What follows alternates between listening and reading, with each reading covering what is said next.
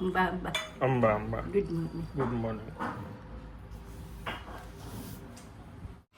Hello, good afternoon. કેમ છો આપ સૌ? આઈ હોપ કે તમે બધા મજામાં છો. વાગ્યા છે 12:15 અને બસ આજે કામ મેઇન ઘરે બેઠા જ છે.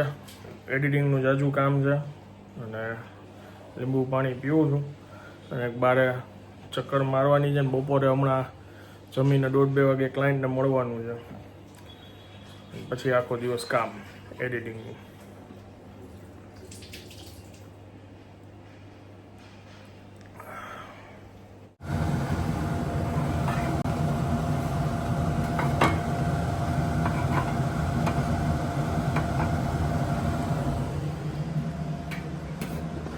દાલ ફ્રાય જીરા રાઈસનો પ્રોગ્રામ છે અને આ સૌથી પહેલી બારની દાળ બની ગઈ છે. અહીંયા ભગવાનને થાળ ધરાવી દીધો છે. કોઈને એમ ન થાય કે ડુંગળી લસણ વાળું ભગવાનને દઈ દઉં તો આ ડુંગળી લસણ વગરની પેલા બનાવી નાખ્યું ભગવાન.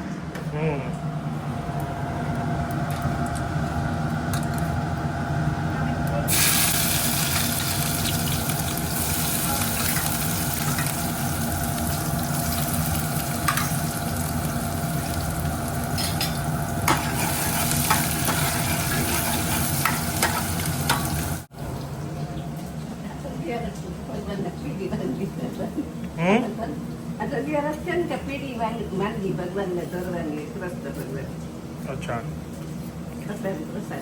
કેવો છે ટેસ્ટ? મસ્ત છે. તો વાંધો નહીં. અહીંયા હવે મારા માટે બને છે થોડીક સ્પાઈસી. હવે માસ્ટર શેફ પોતાની ફેવરિટ દાળ બનાવે છે. બની ગઈ.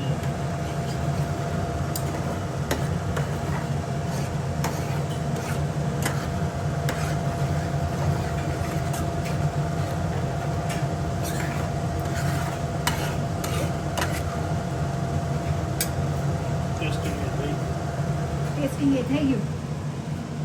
ઓકે,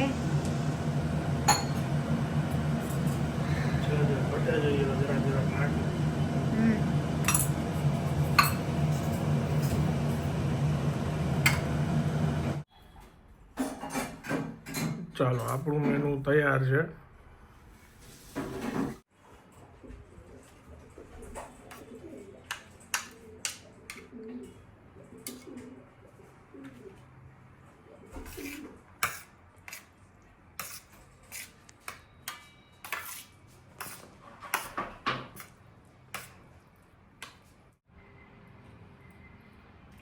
કેવી લાગી દાળ? હાથે બનાવેલી તો ભાવે જ ને.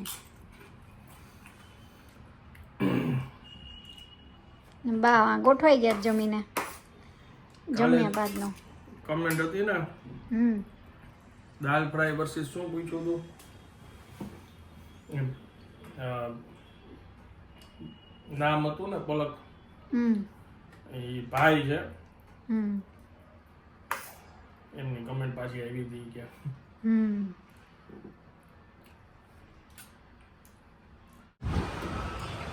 3 કિલો રેડી. હાલો મારી આમાં ડગરી નહીં, એકમાં મારી દો ને.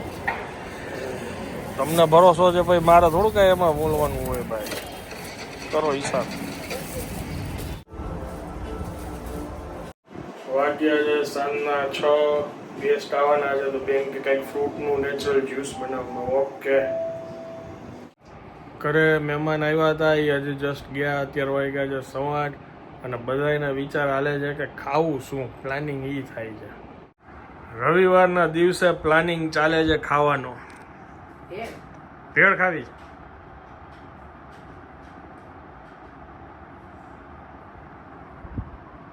માથું નહીં ખાવાનું, બાકી ગમે એ ખાવાનું. એમ? હા, વાહ, આ બધા ડાયલોગ ક્યાંથી શીખી આવે છે બા? એ કે માથું નહીં ખાવાનું, બાકી બધું ખાવાનું. એ બધું એવું તો બહુ બોલતા આવડે. એમ? હા, એ તો ગળતું થી પાછું. ઘરના બધા એવું જુદું જુદું બોલે. કઈ ભાઈ કઈ એવું બોલે. મોટા ભાઈ બે એવું બોલે, નાના ભાઈ બે એવું બોલે, છોટો ભાઈ એવું બોલે. ઓહો તે બધા એક્સપર્ટ છે એવા.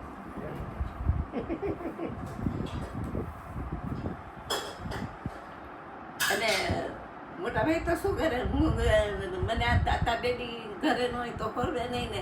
મોટા ભાઈ 5 વાગે પછી ઘરે રહે, પછી પાછી ખાઈ ન જાય. અને પછી બે માણસ હામાં એવા નાટક કરે ને કે દાંત કાઢીને ઊંધા વળી જાય, એવું કરે મોટા ભાઈ.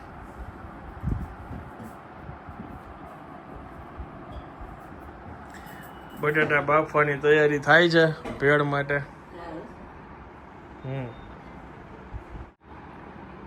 અંધારું થયું ને ત્યાં સુધી ચકલી હતી આજે. બારી ન બંધ કરી પેલા ગઈ. આ બારી બંધ કરી ને તો વાત થતી હતી, સંભળાતી હતી. નકર કેવો અવાજ આવતો હોય. કાબર કેવી કલબલ કરતી. ખબર નહીં આપણે 6 વાગે ઉઠ્યા હોય ને, નીંદમાં હોય એટલે ખબર ન હોય. આ મને ખબર છે ને, અવાજ સવારે એટલો અવાજ કરે. જેવી બાથરૂમમાં હું જાઉં ને, લાઈટ કરું ને તરત કલબલ કરવા મને એમ થાય તાર બેટી થાકી જશે. કોક આવ્યું આજો જગાડે છે. લાઈટ થઈ 5:30 વાગ્યામાં લાઈટ કરી તો 5:30 વાગ્યામાં ખતખત કરવા દે. હવાર પડી ગયું જાય ગયા બધા.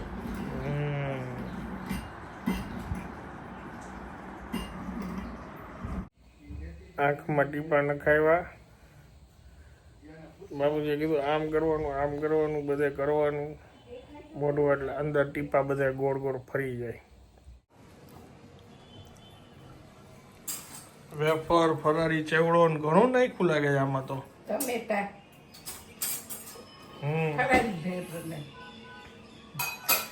આજે દાલ ફ્રાય ની ઓલી રીલ મૂકીને મેં પૂછ્યું ને બધાને કે તમે શું ખાશું, બધાય કે એકાદશી છે અને આજે ભગવાનને ચોખા નો ધરાય, ભાત નો ધરાય.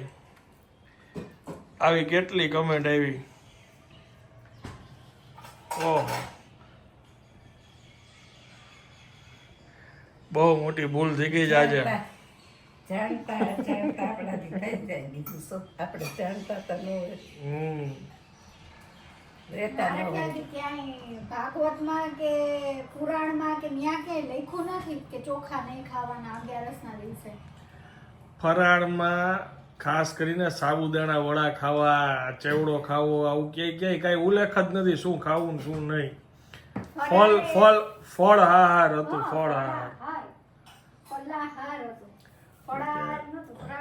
ફળ એટલે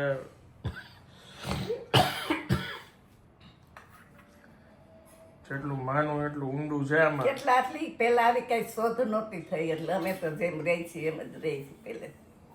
એમ કેમ રહ્યું તમે?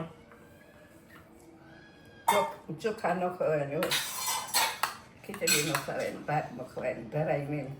એકાદશી કેમ રહ્યો તમે એમ કહું છું. એકાદશી 4.5 મહિનાની રહી. એમાં શું ખાતા પીતા? હાથ ખાતા, પેટ ચેવડો મગાવી લે. હા, બધા ખાઈ લઈ ચેવડો. હા તો ચોખા નો ખાવ ને, ચોખા નહીં ખાતા હોય ને ત્યારે ભાત નો ખાતા હોય ને એમ. એ રિયા હોય તો નો ખાધું હોય એમ. સામો ખીચડી બપોરના કેરી હોય. એકાદશીમાં ભાત ખવાય, નો રિયા હોય તો ખવાય, રિયા હોય તો નો ખવાય ને. ભગવાનને જઈને એટલે નહીં કીધું. હા, ભગવાન તો આપણે સમજી લ્યો આપણે ખાઈ જ ખાવાના છે. આપણા તો ભગવાનને ક્યાં એવું કીધું છે કે અમારે આ ખાવું છે. ડિમાન્ડ બધી આપણી જ છે. અહીંયા વધારે આવ્યા છે ભગવાન, અહીંયા વધારે આવ્યા છે ભગવાન. એ કે હાલો અહીંયા તો દાળ ફ્રાય જીરા રાઈસ છે, બાકી બધી જગ્યાએ કે આજે સાબુદાણાની ખીચડી છે, આમાની ખીચડી છે.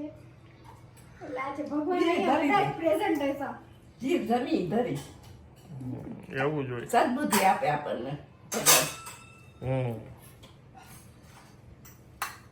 આ તો પ્રસાદ આરતી પછી મુકાઈ જાય, ભૂલી ગયા હોય. ભૂલ ચૂક માફ એટલે પાછળ શ્લોક બોલી લો ભૂલનો. ભગવાન ક્ષમા કરે. એક છો અહીંયા જમવા તારી અંદર ટીવી જોવે.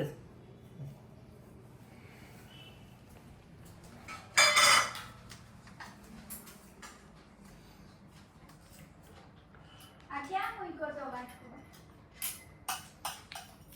રોયલ લોકોની જેમ બેઠા બેઠા ખાવ છો ગાદી તકીએ ગાદી તકીએ ફૂલ જબરદસ્ત. વાહ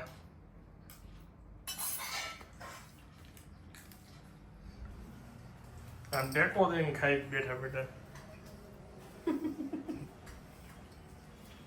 ચાલો હવે હું આ બ્લોગને વિરામ આપું છું. વિડીયો જો પસંદ આવ્યો તો વિડીયોને એક લાઈક આપી દેજો. મળીએ આવતીકાલે નવા બ્લોગમાં. ત્યાં સુધી જય હિન્દ, જય ભારત.